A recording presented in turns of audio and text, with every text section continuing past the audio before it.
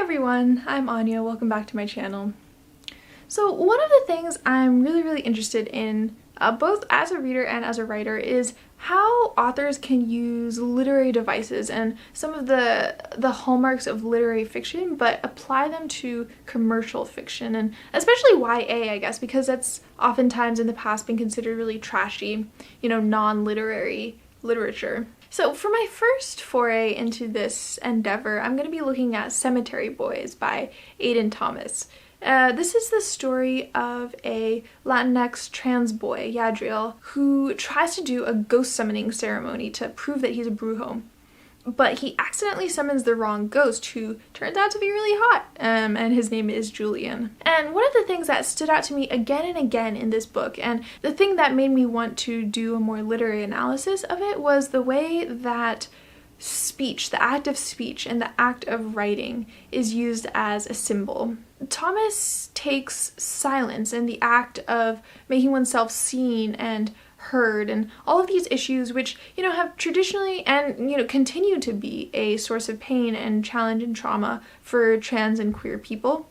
And they use it as a recurring motif in Cemetery Boys, turning it into sort of this marker of love, of loyalty, and of community. So before we dive in, just a quick warning that there will be some light spoilers, nothing too detailed, but I just really wanted to look at how this symbol is used throughout the course of the book and how it develops throughout the story. So, if you want to go into Cemetery Boys with completely no idea of what's going to happen, I would say go read it and then come back and watch this video. So let's dive into it. I think to start off with, it's pretty clear that Yadriel's identity is tied up in issues of speaking and being heard, of explaining and telling and listening, as identity often is in real life for queer and trans people. So there are quotes like this: "Should he just tell them? Was now the right moment? With his Tio on his side, would his dad listen?" And Yadriel often asks himself questions like this when he's considering if he can try to explain who he is to his family and make them really understand his identity. And then when his dad finally accepts him at the end, we see sort of the opposite of this. "When your mother returns, we will tell her, and Diego and Lita, what's happened. And then we will tell everyone else." He gave Yadriel a small smile. "Okay?"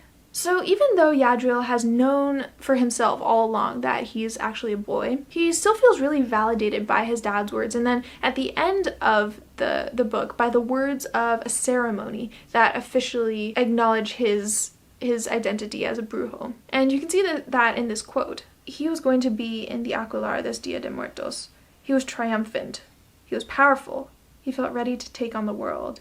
He was a brujo." So obviously, Yadriel's identity is really tied up in both the inability and later the ability to speak and to make himself heard and, just in general listening and speaking and these sorts of acts. But these things take on sort of a different cast when he meets Julian, and he, I guess, starts to have a really different relationship with speaking and especially with writing, which I'll get into later, but I thought was a really interesting aspect of this symbol. So take a look at this quote. "With Julian, there was no training involved because he already understood him. It was easy. Yadriel hadn't known it could be that painless and simple for someone to see him as he was." So this is such a contrast to Yadriel's failed attempts to explain his identity to his family. Finally, Yadriel doesn't have to be the one to explain himself to Julian. And in a moment, we'll see how Julian uses his acts of speech, especially of writing, these sort of acts of communication, to stand up for Yadriel, to show his loyalty, his understanding, his acceptance of him. And so it moves these acts from something that's a burden on Yadriel to have to explain to something that shows Julian's care for him. So basically, through the act of writing, Julian inscribes his own loyalty to Yadriel and to trans folks in general. And in fact, this starts even before Yadriel meets him. So there's one scene where we're looking at Yadriel's yearbook, and there's this quote: "Without legally changing his name, which took time and money, the school refused to use his real name, forever embossing his dead name under his painfully awkward photograph." You can see that this is written record of a personhood that doesn't belong to him is really a source of pain for Yadriel. But then a little later in the scene, he sees this. Beneath his photo, his dead name had been scribbled out with black marker. Under, written in lopsided letters, it read Yadriel. So Julian's action sort of reverses that pain. And I think importantly, this is a moment when Yadriel first learns to recognize Julian's writing. And in seeing it and recognizing it, he sees and recognizes who Julian is as a person and his sort of relationship as an ally to trans people and to Yadriel in particular. So Yadriel recognizes that Julian is a person who will see him, understand him, and look out for him. And that's a really important part of the book, even up until the end and the climax. And all of this is encapsulated in this act of writing. And the thing that really stood out to me was that this isn't an isolated incident. There's another part a little later on where Yadriel sees that Julian has written on a wall in Spanish, but the translation is basically, there are girls with a penis, boys with a vulva, and transphobic people without teeth. And in the scene, Yadriel recognizes Julian's handwriting because he's seen him already do this active allyship through writing when he crossed out his dead name and wrote his real name in the yearbook. So again, this writing becomes a super visible representation of Julian's dedication to Yadriel, but in this case, it's even more about who Julian is as a fundamental person, because this is even before, he wrote this even before he met Yadriel. Now, one more connection I want to make here is that in a way, Julian is sort of rewriting history, or rewriting history as Yadriel understands it. So Yadriel hadn't considered that there was an entirely lost history of Brujex like him. Julian was right. It seemed obvious now. There was no way he was the first, and he wouldn't be the last. So Julian is bringing up this sort of lost history, or quote-unquote rewriting history that as Yadriel understands it, to show that it does include other trans Brujex like him. And I guess this is sort of a symbolic pushback against official history, which has so often been couched in terms of written records, and instead it's embracing the unwritten history, the oral history, these other forms of history that have so often been marginalized and that have often been the only histories of people like trans people and other marginalized groups. So, we've seen how Yadriel's relationship with these acts of communication really changes when he meets Julian. And after a little while, he starts to reciprocate as well, not necessarily by writing, but definitely by speaking. Because the thing is, as a ghost, Julian he physically cannot make himself heard by most living people. So Yadriel, he's not speaking for Julian in a sort of appropriative way, but he's trying his best to communicate the things that Julian wants to make heard and make known. And I thought this quote was really powerful. The way Rio had been so dismissive and just so wrong about Julian, how was he supposed to just let him keep going? Especially when Julian was standing right there, listening to all of it, and unable to defend himself. So Yadriel, he struggled with this all his life, of people seeing him, he's standing there, but they're not understanding him, they're wrong about him, and he's unable to defend himself. And in this case, Julian is physically unable to make himself heard, and so Yadriel, now he sees this happening to another person, and he feels drawn to do his best to fight against it. And there's another scene where Julian is frantically calling for his friend Luca, but Yadriel is literally the only person who can hear him. And Julian asks Yadriel to speak for him, to basically say what he would want to say. And I think this one example of speaking for Julian becomes a symbol for Yadriel finding his voice, and he's spurred on by the sight of a person who he cares about being unable to speak for himself. And I think it's really, really interesting here that because Julian physically can't make himself heard through speech, writing becomes even more important. So you've got Yadriel taking on this spoken side of communication, Julian more embodying the written side. And I think that really sheds some light on the importance of writing and the many times it comes up in this book, as we saw before. And, one last thing about this that I think is really telling is that this process of translation from what Julian wants to have expressed and what Yadriel is actually able to say, it's an imperfect process. So even though Yadriel is doing this with the best of intentions and with Julian's full consent,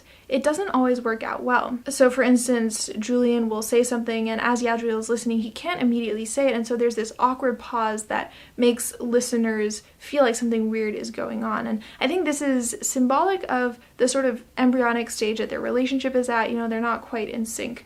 but I thought it was just really interesting how Thomas uses this symbolism as well. And that actually brings me to another really important point, which is the way that literal translation between languages and sort of multilingual communication is treated throughout the book. And I think Thomas basically uses these elements and explores these elements in ways that show them in a really positive light, an aspect of community and of family and interpersonal connection. And Thomas does this not only in a broad sense in terms of a broader community, but also in a really intimate scale in terms of the relationships between Yadriel and people like Lita or Julian. So one example here. Lita dove into her story in Spanish, not having the patience to stumble through the nuances of English for such an important retelling. Lita had been telling the legend of Bahlam, the jaguar god, ever since he was little.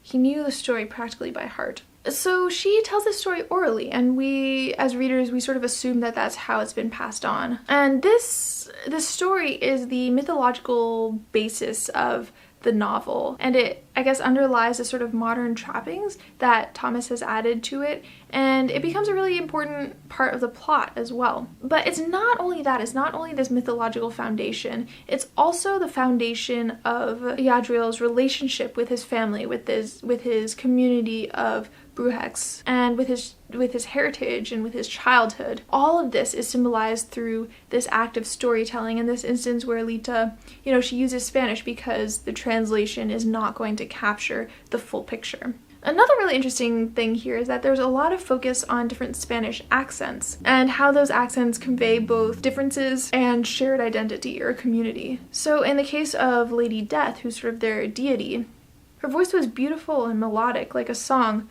but with the echoing weight of stone. She spoke with an accent that Yadriel couldn't place, like each syllable hit his ear with a ring from every Spanish voice he'd ever heard. So in this case, Lady Death is sort of the cornerstone of their community, and her voice, her way of speaking, reflects that. It sort of shows how she represents all of them regardless of their national origin. And I think this really positive representation, this and, the example that I gave before of Lita and her storytelling and this community aspect of speech really balances out the pain and the negativity that we saw associated with these kinds of acts of communication and listening or not listening earlier on. So in another example, Julian's accent is used to show that he's different from Yadriel's family, like for instance from Lita, who has a Cuban accent, but it is a good kind of different. You can see here, Julian has the most agonizingly beautiful Colombian accent Yadriel had ever heard.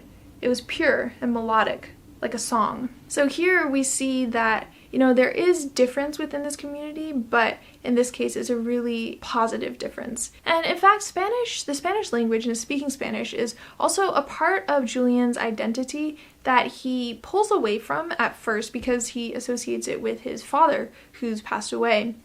But by the end of the book, he comes back to speaking Spanish when he finds sort of a new family with Yadriel. So again, language and speaking, and specifically speaking Spanish, is important not just in the broader sense of the community and culture, but also in this really small scale of the relationship and the love that develops between Julian and Yadriel. Now, we finally come to the last really, really important way that Thomas uses the act of speech in the book. And that's at the end when it becomes, it's not exactly a solution or a quick fix, but it represents the solution to the challenges and pushback that Yadriel has faced and discrimination within his community as a trans person. And it comes to represent a community that's actively working to get to a better place in that regard. So Thomas writes, "Things weren't magically fixed by an empowering speech, but it opened doors and built bridges. It carved out space for Yadriel to step forward and be who he was as he was. There were still more obstacles to overcome and battles to fight, but Yadriel wouldn't feel alone in it anymore." So, speech and language, it's not the full solution, but it comes to symbolize the solution in a really powerful way. Overall, we've looked at the ways that Thomas uses speech and communication and writing as a motif throughout Cemetery Boys. And I think they acknowledge both the harm and also the love and acceptance and understanding and community that can come along with these things. Now, I guess to some extent, speech and communication are always going to be the vehicle and the way that communities and individuals express these kinds of things. But I do think that Thomas's use of these elements is really, really purposeful and especially meaningful, just because of the context of this book, which has a trans main character who's really, really connected to his cultural heritage. And I think both of those identities carry a lot of implications when it comes to speaking and listening and communicating and being heard. And I think that Thomas not only manages to embrace and explore those existing implications, but also to turn speech and writing into a symbol that's really, really important to these specific characters, to Yadriel, to Julian. It becomes, both this larger structural thing and a very, very personal thing. So that's it for my thoughts about the way that Aiden Thomas uses speech and writing as a symbol or recurring motif in their book Cemetery Boys. If you've read this book, I'd love to hear your thoughts about it. Other literary devices that you've noticed or other things that stood out to you a lot about this book. Let me know in the comments, and don't forget to give a thumbs up and subscribe if you like this video. Thank you guys so much for watching, and I will see you next time. Bye.